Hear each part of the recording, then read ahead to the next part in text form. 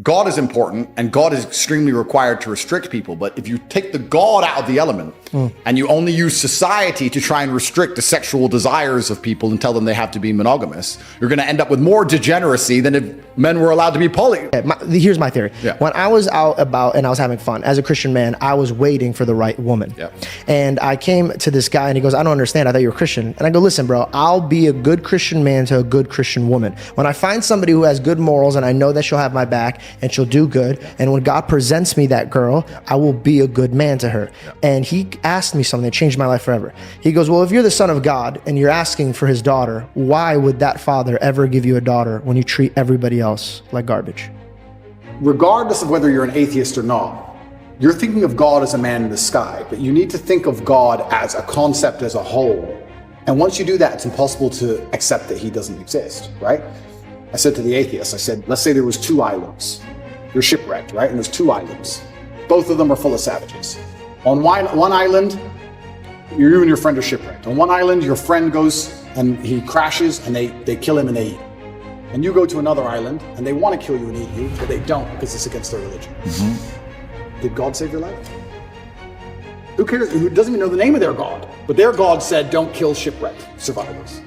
And now you're alive. So their God saved your life. The concept of God in and of itself saved your life. You owe God just for the concept of it, the idea of it. So even the idea of opposing evil as a whole is a belief in God.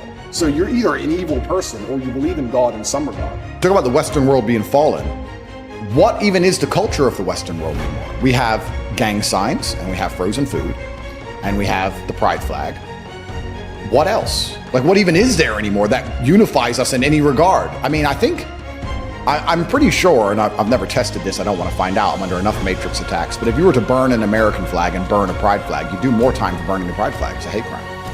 So you have to actually then understand is, okay, if this is destroying society, is it being done on purpose, and what is the end goal of it, and who's doing it in the first place? And then it gets really scary. You can lead a horse to war, or you cannot force it to drink. And I feel like the reason why I'm now one of the most liked people on the internet, even the things I sell are beneficial. I have a school that teaches people how to make money online. It's beneficial.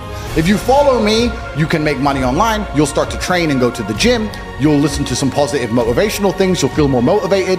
I'll try and guide you towards God. Either one. I'm not even strictly Islam. I believe that if you are a religious person, you're a better person. I was raised Christian. I live in a Christian nation. Romania is actually, I think, the 2nd or 3rd most Christian country on earth. It's a very Christian country. There's churches everywhere. They strongly believe.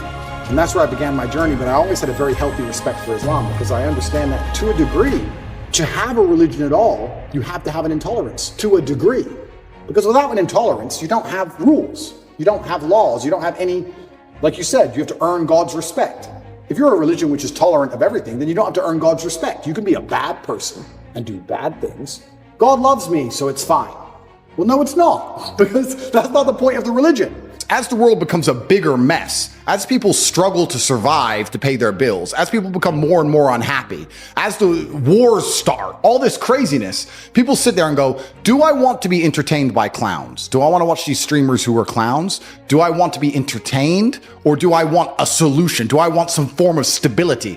Well, it says in the Quran, just because you believe, you think Allah will not test you. Just because you believe in me, you think you're not going to be tested. I think being tested is a great thing for you. That's how God shows love. Yeah. Because because God's love is a disciplinarian love. It's a masculine love. It's like a father. Let me change the way I worded that. How do you judge the success of a religion? You know, you say conspiracy theorist. Nowadays, that just means you're ahead of the curve, unfortunately. And Alex was talking about, and a lot of other people talking about, and there's a lot of text which talks about the fact that the people who are in charge of the world, they believe that as AI improves, a huge percentage of the planet are going to become useless eaters. They don't need you anymore. Well, that's the thing. So let's give a thought experiment. As it stands right now, most people are so uninteresting and so unremarkable that you could replace them online with a chat GPT bot and you wouldn't really notice. Genuinely, that's how boring most humans are. If you're special and remarkable and unique and you're famous or you do whatever, that's different. But most people you could replace with ChatGPT by text, you wouldn't even notice. And that is a free application which is brand new. Imagine we're going to be in 20 years from now. So we start talking about useless eaters. This has been discussed by very important, very powerful people at length. The same people who are trying to give you the vaccine are talking about the fact that the population of the earth needs to decline. Why do we need, they say it, Bill Gates says it. Why do we need to get rid of people? Well, machines will do it. So why do we need people sitting around who have hopes, dreams, aspirations? They want health care, they want safety, security, children, all of this garbage. We just need somebody to do X job, and a machine can do X job. So what do we need these people for? Anyone can say they're something. You can walk into a strip club and everyone says they're Christian. It doesn't mean anything, right? So how do you judge the success of a religion? Well, I like to think the best way to judge the success of a religion is how successful is it at fighting evil?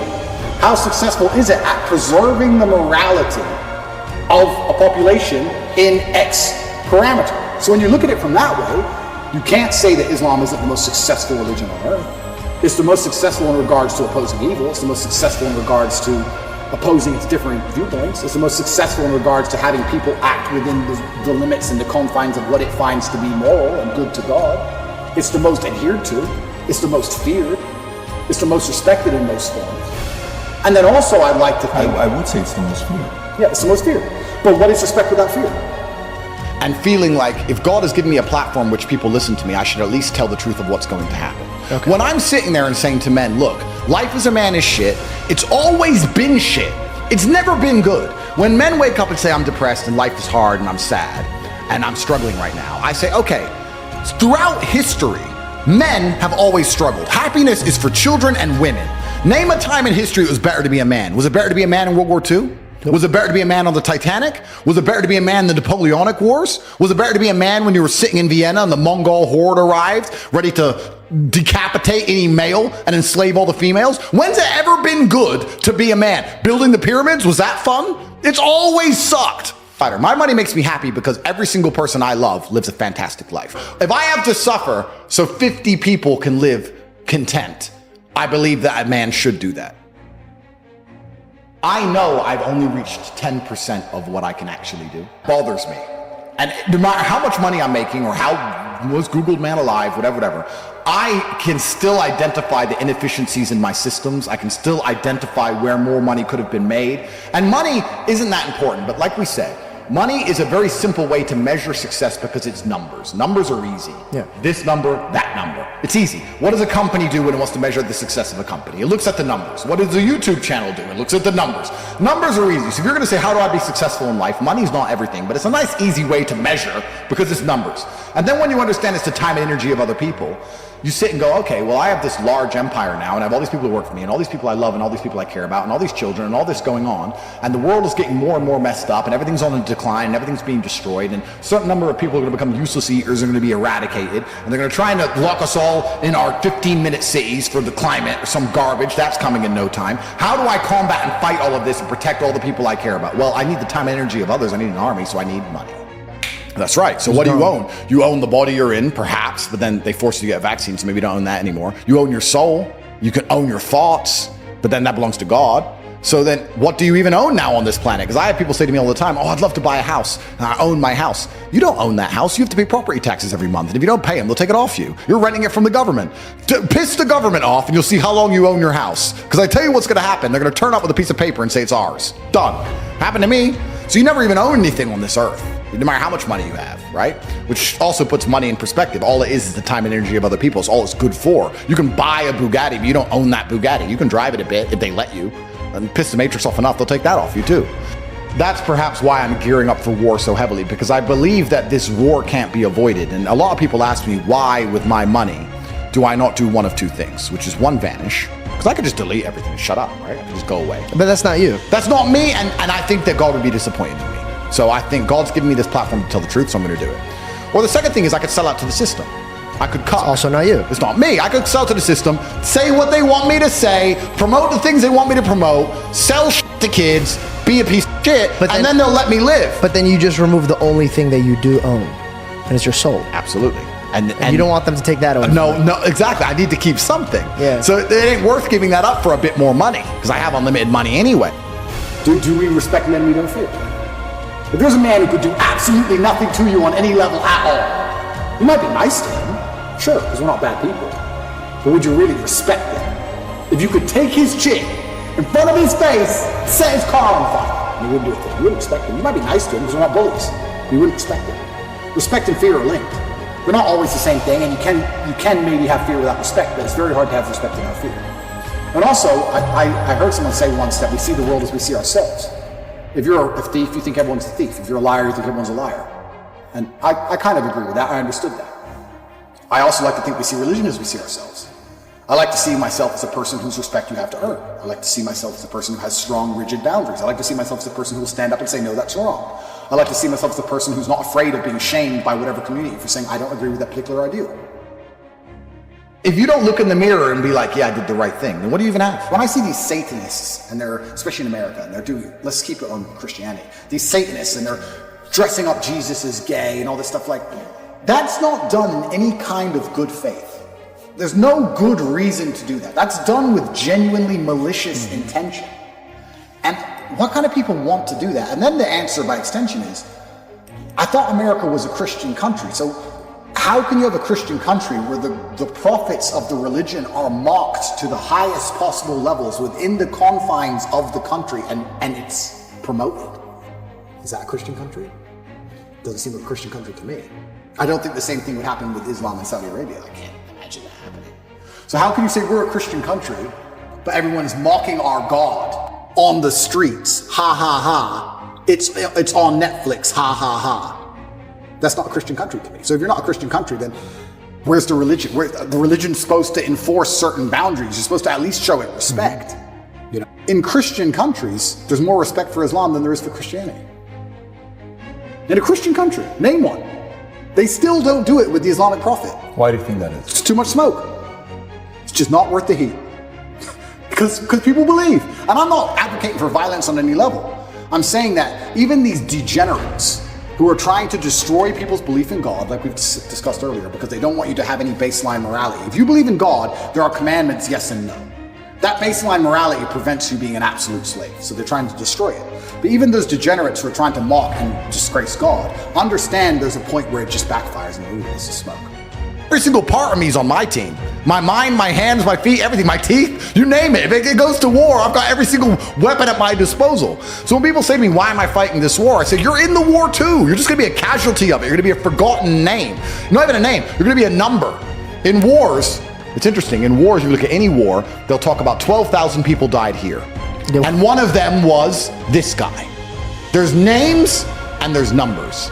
So if you're gonna go to war, you can decide, do you wanna be a name or a number? People are gonna die regardless. And this is why I teach the things I teach. I say to men, listen, you need to become as strong as possible. You need to make a bunch of money. You need to prepare. You need to have 7 passports in 7 different countries. And you just start sitting there getting paranoid and panicking and getting things done. This is why I push masculine excellence, because when they come for you, when they come for us all, if you have no weapons to defend yourself, you're gonna be one of the 12,000 in the ditch. Which goes back to earlier when you were saying, well, they're gonna get you. How do you sleep at night? Because I can't not do this, because by doing this, my father is remembered, and I will be remembered, and my son will be born and instilled with a sense of duty, which will make him impossible to program by the matrix, so I know my son will be a good person. He won't be a piece of shit like all these other children. He will be born with morality, and he will understand that his father sacrificed himself for the good of the world. So yes, I don't like being alone in a dark car park, of course, but also what's the alternative? To say, Dad, sorry, they offered me some money. Is that the alternative? I don't know. But maybe some people can sign up to that, but I certainly. There's only 2 ways to learn lessons, hard and harder. If you're smart, you take it the hard way. Real idiots take it the hardest way. Yeah. But there's no easy way to learn lessons.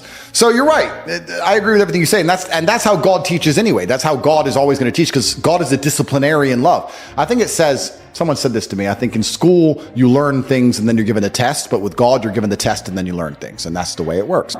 But it's all about reflection and self-reflection and looking back. And that's what we were saying earlier, because most people do not self-reflect on their actions ever, reap what you sow. And they don't understand why they end up where they end up. And they think it's someone else's fault. I think everybody on the planet has something to prove.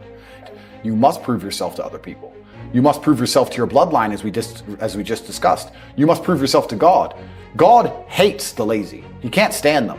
If he gives you all these genetic dispositions and these natural God-given gifts, if you have 2 arms and 2 legs and you can think, and you're not trying your absolute best, that's the reason you're not lucky. He doesn't like you. He likes the people which show him the beauty of his own creation. He likes to give somebody building blocks and them to build something amazing.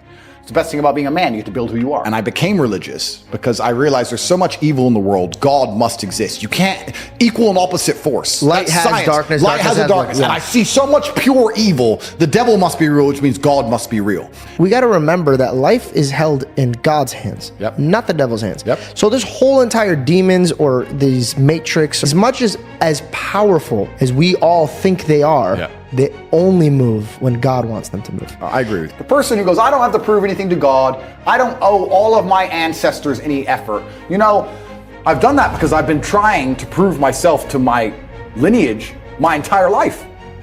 I wake up every day with something to prove. I have hundreds of millions of dollars. I wake up and think, more. I'm in fantastic shape, 4 times world champion. Fighting the matrix out here by myself, more. I will have to be braver. I must try harder.